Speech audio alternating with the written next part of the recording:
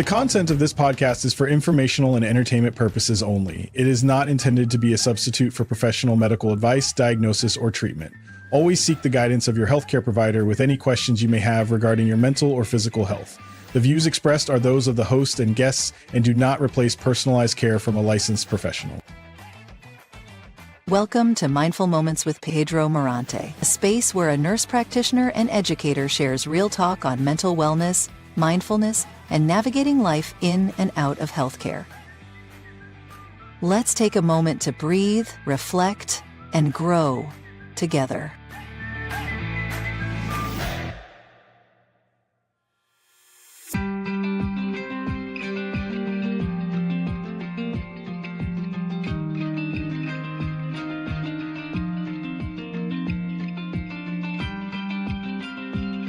It's very important, guys, to start slow, go steady.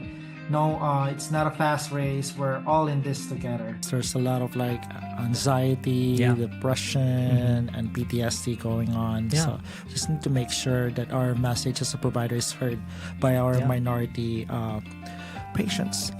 Making sure that we are here for you.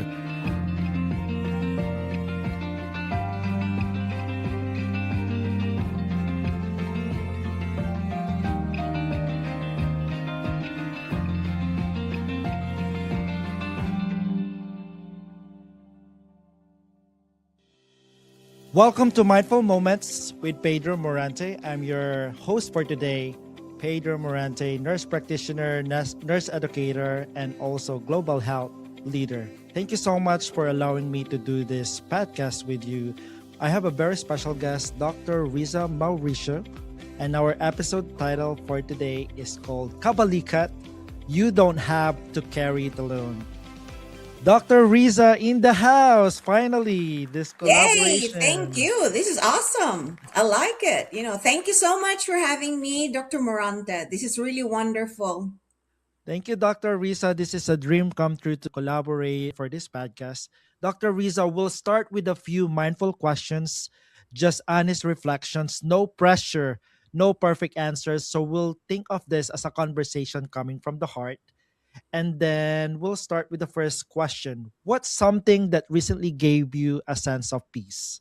I think just sense of peace, that's something that's a loaded questions, right? Especially with the challenging moment we have, surrounding us this time. It's not only in healthcare, a lots of policies that have been changed just recently. So if you are really a leader, that really rocks your mind of how to do with it. But usually, with the skill that I have acquired through the years in terms of mindfulness, what has really grounded me with peace is having always to talk to him about, right? If you just need to make sure that he is with you and trust him, and every day changes happens, just have intention and focus on what you can do for the day with the help of someone above. And I am blessed that my family is very supportive, and my husband, my children, they're grown now, and they're also busy in their own career. However, I think I'm sad that I'm blessed with my family and even my PNAA family. So I think that's one blessings that we can count is relationship, and that relationship that we have nurtured through the years. So I'm thankful for that every day, and that grounds me on what's important. Thank you, Doc, for that amazing answer. Now, when life feels heavy, what helps you reset? It is always on what are your values, and if you are somebody that's grounded on who you are and knows who you are, what is your priority in life and what's the value that you really care for. And to me, leadership to me is very important, grounded in relationship and the value, especially now of, grounds you in terms of your integrity. And to me, courage is really very important, especially this time, because I think courage help you in strengthening your integrity. And it thinks you, how can I move forward? How can I move forward with Dr. Morante, even in just the space of emotional wellness, right? And so value, affirmation, reflection on who you are is really important to me every day when you do your meditation. And I'm sure you do the same, since the two of us are all grounded in wellness, and we start our day is with meditation, because doing that grounds you in who you are and what is it that the world needs you, so that you can move forward for the day. Thank you, Doc. One word that describes your current season of life. The current season of life. So I would say courage. Courage, as I mentioned earlier, lots of challenges around us, but we together can change that to opportunities, right? There's a lot of things that we can do together. So if you talk about our nursing community, for instance, you know that in healthcare, nursing, there's about 4 generations now that are in the workforce, right? So we need each other, because we can certainly complement one another in terms of our diversity of knowledge, our diversity in skills. So moving forward, we need each other, and we need to strengthen that relationship.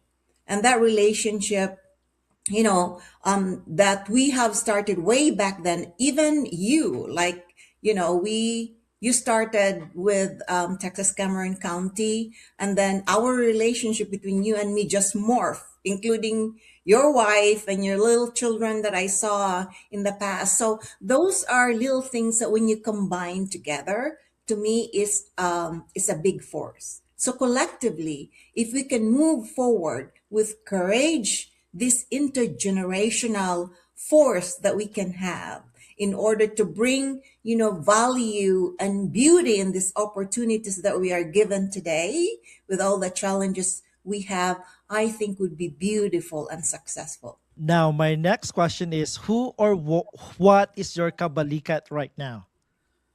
Kabalikat right now has been, as you know, Kabalikat, it's KEWP, like, so it's Kabalikat Emotional Wellness Program. That's the total, the whole really label of our PNAA program in emotional wellness. And where we are right now, I think we are doing very well in terms of our monthly peer-to-peer support group, and we are advancing into providing podcasts like what you're doing, because I think, and you probably have identified that as well, that there is a space that is very important for us to fill, so that our kababayans, our Filipino American nurses, our Filipino nurses globally, can be together in that space and have that peer-to-peer support, right? So I don't know if you have known how we evolved as a community, as a program. It started really with the COVID-19 pandemic. And so that's one thing that happened to the world that, to us, especially to nurses, it can have negative connotations, right? Because many of our frontline nurses, and many of them were Filipinos, died. However, we also know that we have an opportunity. And that opportunity, one of them, I would say, is this PNAA Emotional Wellness Program. So we started off as a phased intervention, started by our then PNAA president, Dr. Mary Joy Garcia Dia. And she's, to me, a visionary leader. So she knows what's going to happen to the Filipino American nurses, whether, in the States and globally. So we started off with phased intervention and how to help them. And of course, obviously, the first time, I don't know if you were born then at that time, or you're around as a nurse, there were lots of issues with masking, infection control, and what have you, lots of challenges. So once we were able to help that first phase of providing resources for nurses. The second one was emotional resource. And what we did is, so what do we need? We know who we are as Filipinos, but knowing who we are, what are the things that, what is really the state of affairs that we have at that moment, right? We all are the same Filipino. We know, we understand our culture, but then we also know that there's a lot of generations of nurses, of Filipino nurses at that time. So there is no one mold shapes, that can fit all. No one program can fit all. So we have to make sure that we are addressing all of those challenges that each generation are facing, or each individual. So what we did a survey. And the survey was patterned after the American Nurses Association survey at that time during COVID. So I would say about around the year 2020. And we created a survey. It's called Emotions Behind the Mask. And in that survey, it showed us that our community is really having difficulty adapting to the pandemic. We know that mental health issues of nurses have been there. This is not something new. Burnout, compassion fatigue, it has been there. But I think the COVID-19 pandemic really highlighted that emotional health issue of nurses. And so, because PNAA, obviously, that's one of our mission, is to focus on Filipino nurses. And that's where our survey went out. And majority of the respondents in that survey were nurses in the front line, in the acute care, in the hospital. So it makes it more rich because they have that experience that we know was happening during that time. And many of them, you know how we are, that's part of our value too. They said that, we're happy that we are contributing, because we are contributing, right, to the society. We are contributing to the people that is affected by the pandemic and the community.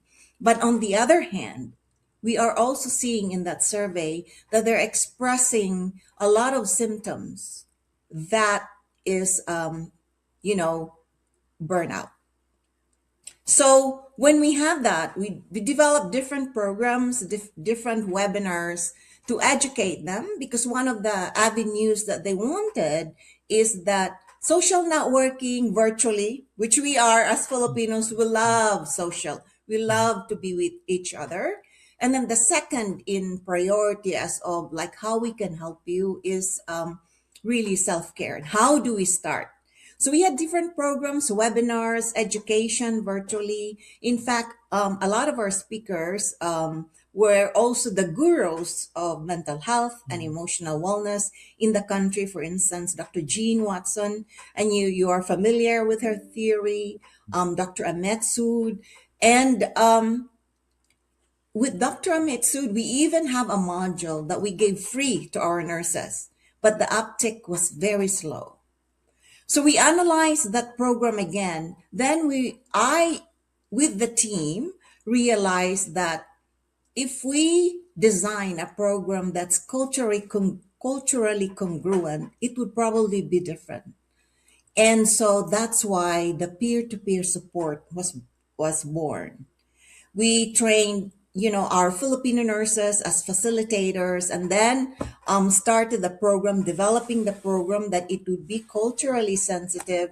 I vetted many hosts in the country. I invited a lot of people and found out one that is really, truly committed and passionate about helping our Filipino American nurses, and that's Dr. O'Grady. She has been our wellness coach since the beginning. And that's how we started. And fortunately also, I received funding. I applied for grants all over because, as you know, Dr. Morante, when you start a program, we need that dollars to move, right? So I was fortunate enough to receive a grant from the Entertainment Industry Foundation with the help of All In Wellbeing First for Healthcare. And if you Google All In Wellbeing First for Healthcare or the Dr. Lorna Breen Foundation, you would see the work that has been done by that collaboration, and we are part of that. I represent PNAA to that collaboration, and until now it's still working. So I got funding through their help, right? It's over 100,000, and that's how we start. That's how we started recruiting, and up until now we are still doing that peer-to-peer culturally congruent program with Dr. O'Grady. Thank you, Doc, for taking us back to the early beginnings of KEWP and how it evolved over time. And thank you so much for your advocacy. Now, according to the survey, 1 in 4 nurses were thinking of quitting their job at that time during the pandemic. And survey also shows that the Filipino nurses are the ones that are actually hit so hard by the pandemic, and they're feeling like the post-COVID anxiety, depression, and PTSD. So I think this is one of the best program that the PNAA has. And thank you so much for spearheading this. Now we're gonna switch gear a little bit about Filipino culture and mental health. And we know that Filipinos are known for strength and resilience, but sometimes that strength comes with silent struggles. How does our culture affect emotional wellness?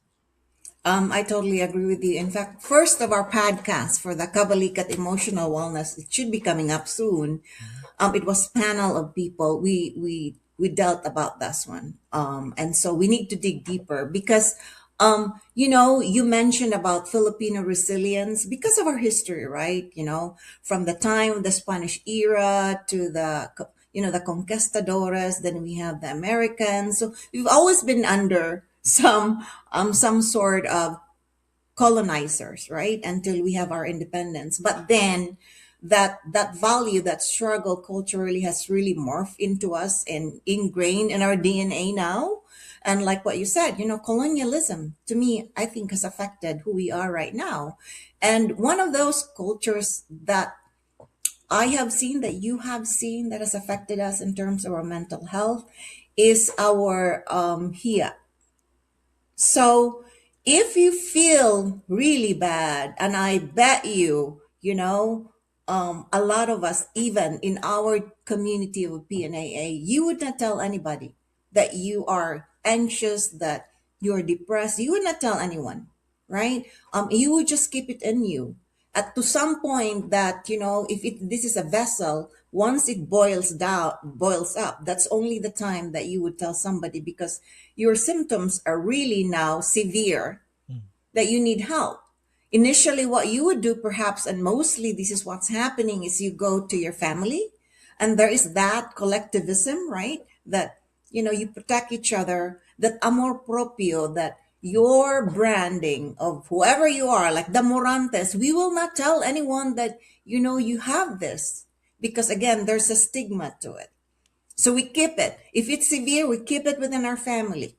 Or we ask people of authority. And usually because of our religiosity, we start with a priest or, someone that we are close to in our religion to give us advice. So it's towards the end that your symptom is very, very severe before you can really get to the resource. So that's one aspect to me of our culture. There are situations that part of your value system is good, but in mental health, it is bad. The hiya, the amor propio, the bahala na attitude that you would say, okay, let's just give it to God, and, He will let us think or know and heal us.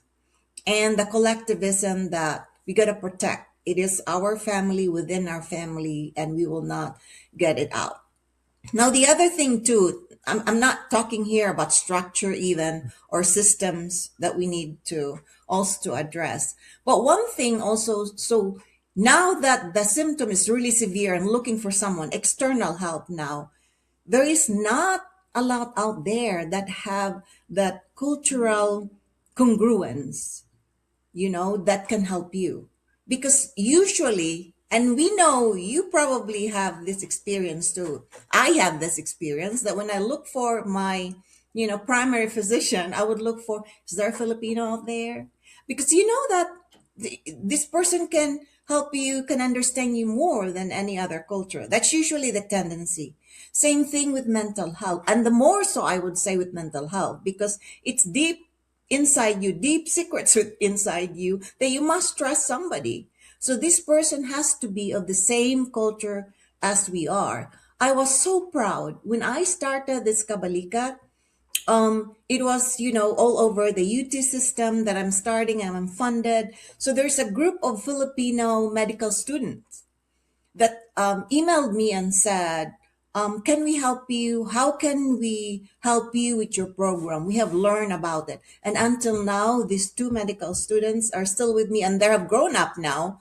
They're doing their residency, and they're still doing the project with me. So it goes to show that they understand that our resources out there in terms of culturally congruent resource healthcare provider that can help our community is minimal, right? So that's why they're going into medicine and become a mental health provider like you, because we understand that that's minimal, and it's best for our community if you have someone that can help you within your culture for that communal understanding of values.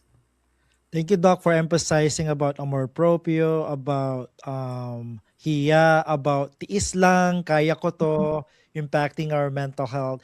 And I agree with you. There's so much need for it. And thank you for providing this emotional wellness program for our kababayans, and also emphasizing on different topics.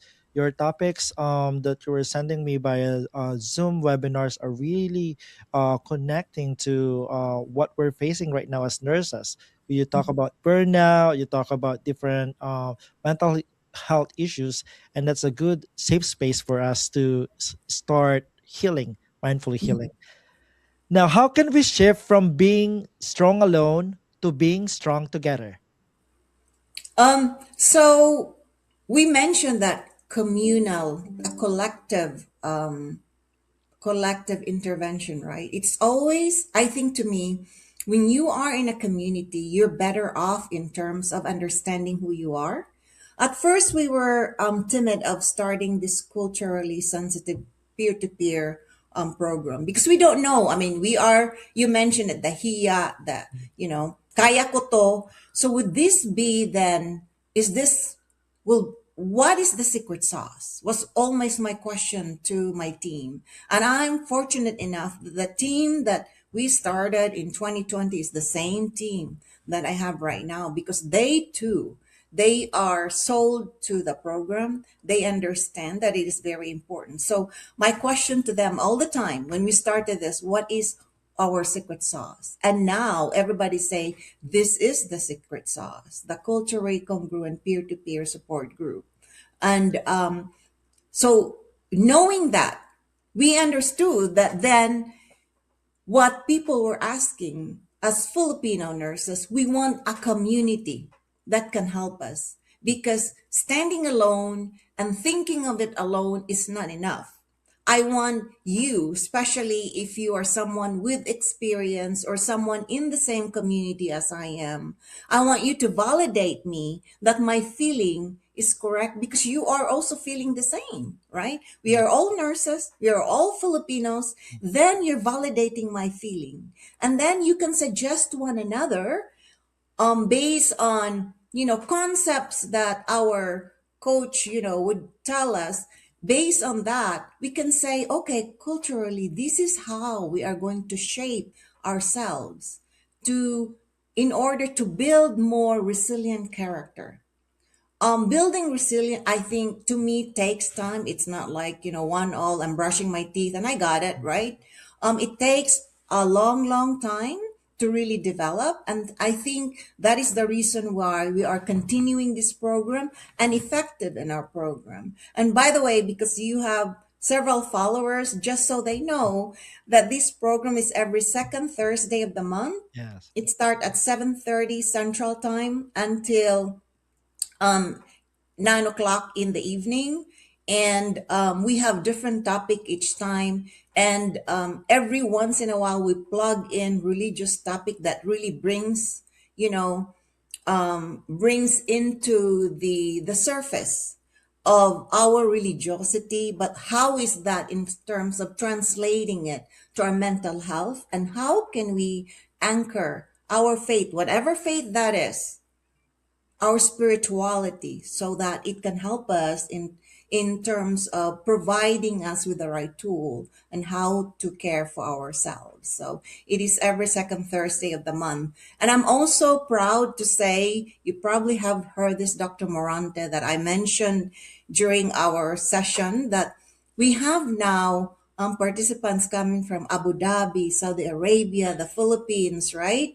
And so I think that's neat. That's very nice. And we want, going back to your question of togetherness. So really the big goal is together as the entire global Filipino nurses can be together helping one another. Kabalikat, helping one another to move forward. Whether this PNAA program, your program, I think the more programs that we can bring to the fold, the better we will be as Filipino nurses. Thank you for your impact and influence, Dr. Riza. And the next 3 to 5 years will be amazing for the KEWP. And thank you for this program. Now, our kababayans are able to have a safe space for them to talk about their mental health, particularly as healthcare workers.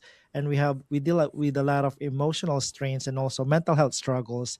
Especially the Filipinos, they have obligations here and also obligations back home. Mhm. And according to the survey, we are the number one remittance senders. Yeah, So it does shows how committed we are with helping our family here and also our family from the Philippines. absolutely. Obviously, there's also a lot of struggles in the Philippines. I mean, I was just there recently. I just came back 2 weeks ago, not only on healthcare access, even the effect of climate change. You have seen islands that are now sinking. So change and you can just imagine the resilience of our kababayans, right? And at the same time, too, the emotional toll that they have to calibrate, recalibrate, and what are the changes that's happening. And that's just talking about climate, the environment that they're in. Yeah, absolutely. Thank you, Madam Riza. Now, Madam Riza, we're going to talk about your leadership, impact, and influence. You've decided to run for president elect of PNAA for this term. What inspired you to make that decision? It is, to me, at this moment in my life, I have been not only in PNAA, I've been a nurse for more than 30 years. I have seen, challenges and opportunities along the way. So in every step that I took, every challenges that I have encountered and opportunities, every act of service that I have made, I think for 30 years, that has really prepared me and who I am right now and to be the next leader of PNAA. We know that moving ahead with all the changes, policies, environment, global climate, we know that we need to have a leader that's visionary and has the experience that can do that. So I hope really that people will vote for me. I know Filipinos, just from the experience that I have nurtured relationships along the way, Filipinos and outside externally. That is important when understanding what we need and who we are and how do we move forward that we are effective together. And I've mentioned initially the generational differences, the generational gap. You probably have seen at Dr. Moranta when you go to our galas, right? Yeah. The membership of PNA is leaning towards the baby boomers. I don't have to tell you the data. There is a data about it that validated what we have seen. However, I mentioned this earlier that there are now 4 generations of healthcare workers in the industry. So also we need to tap these younger generations, and that's one of you, right? You are one of them. And I'm so glad that you're very engaged and active with PNAA and in the space that you're in as a healthcare provider. So we need to tap everybody because the stronger we are in volume, the bolder would be our voice. And when we have bolder voices, when we have strength, the more we can have efficiency in terms of advocacy and change in policies. So wherever important tables that we need to be, we can bring a bolder voice to that group. And we can say to others that we are collaborating, this is the voice of all of us, the Filipino nurses. So vision moving forward, that is what I'm thinking. Bringing a bolder voice of intergenerational Filipino nurses to the table so that we are more effective in our policy changes. Thank you for advocating for us as next gen leaders. And now, if elected, Dr. Riza, what is one priority you want to champion right away? One priority to me is that is very important is really mentoring our leaders. We have a lot of professional programs that's out there. But when you go to the trenches now as an RVP of the South Central region, our leaders need that support and mentorship for them to grow. We have young leaders, and that's great. We wanted young leaders to be in our space, but we also need to help them grow to be effective leaders, in locally as well as nationally, so that together, again, this leadership, once you have great leaders among our community, we have a lot of people. We are ready, future ready. We have a lot of younger generation of nurses that can move us moving forward, that are effective as leaders. Thank you, Madam Brisa. And in the spirit of Women's Month, what does empowerment mean to you as a Filipino woman, nurse, and leader? Our voice is really important. I think our voice and engagement out there is important. I would encourage all Filipino nurses, women that has, friends that are women and even men. I would not limit us if you have that influence, sphere of influence, for our voices to be heard. Because as Filipinos, we wanted the world to know who we are. We all know, right? Even in research, there's not a lot of us participating in research. And we all know, and in fact, I think you presented this in one of our practice committee meeting, that when we design, scientists create drugs or treatment out there, it's not one size fits all.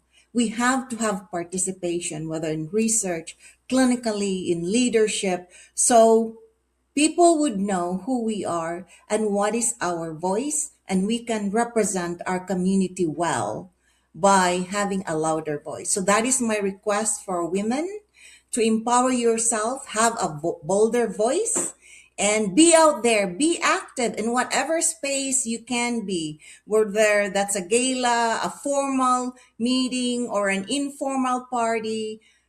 Let your voice be known. Have a bolder voice. That's the spirit of women empowerment. Thank you, Madam Risa, for serving as an example and also helping our kababayans realize about the power that they have as nurses. Now, if you could speak directly to every Filipino nurse out there listening to this podcast right now, what message would you want them to hear? So, for all the Filipino nurses out there, whether you are in the US or abroad, what is really important for all of us is caring for ourselves.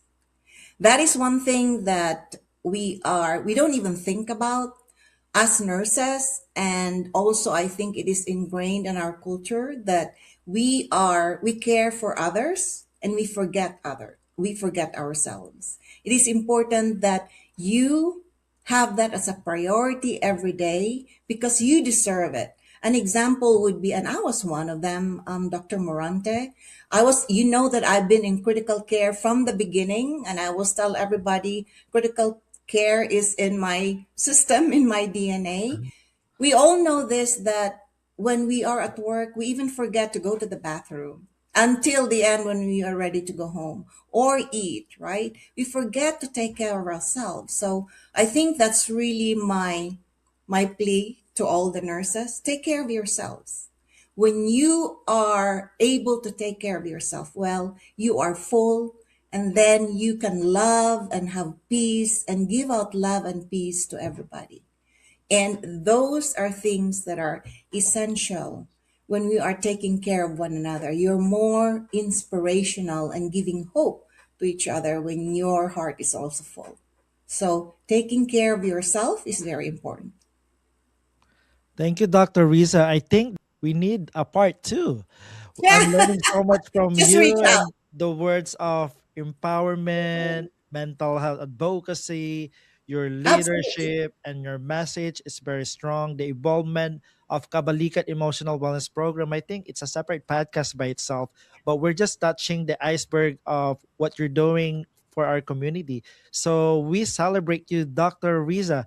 And then, any final words for those who will be voting for the upcoming election in for the PNAA president-elect position? Would you like everybody to say your piece right now? So please vote for me. The foundation of my leadership is encouraged, and it is important that all of us has courage to rise, courage to serve our community with the challenges that we have, and ready to have courage to transform all Filipino nurses globally.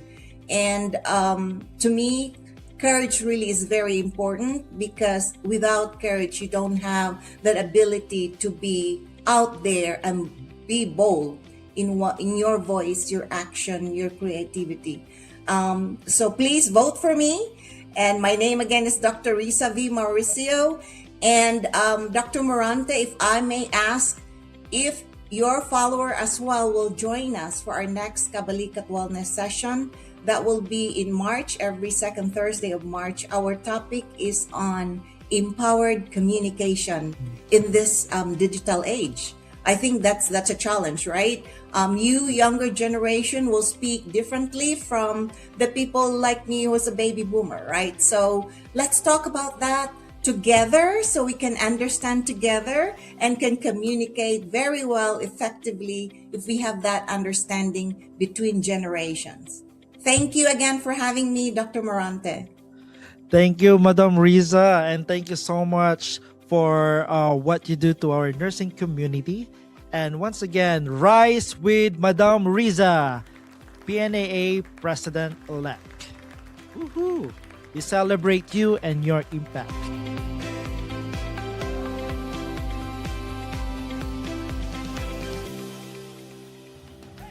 Thanks for listening to Mindful Moments with Pedro Morante.